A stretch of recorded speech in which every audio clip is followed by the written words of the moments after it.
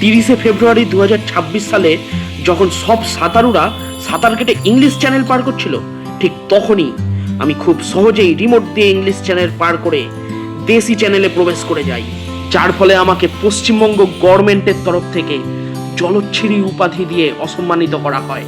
যার জন্য আমি চলে আসি চন্দননগর স্ট্র্যান্ডে, যেখানে প্রেমিক প্রেমিকারা তাদের প্রিয়জনকে নিয়ে এসে তাদের ঠোঁট থেকে ওয়েলকাম ড্রিঙ্ক পান করে। কিন্তু আমার চোখ পড়ল সৌরভ স্মৃতির একটি বাড়ির দিকে।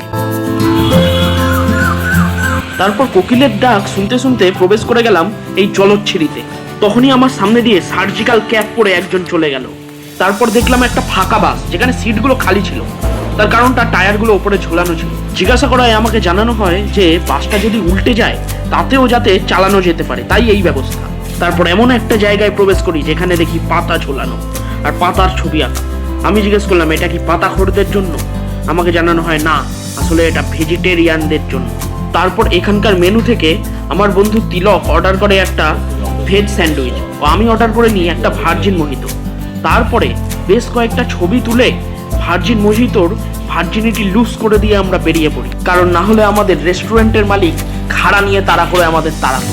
তো এটাই ছিল আমাদের ইংলিশ চ্যানেল পার করে জলচ্ছিরি উপাধি জিতে নেওয়ার এই ভ্লগ। আপনার যদি এটা ভালো লেগে থাকে তাহলে অবশ্যই কমেন্টে জানান।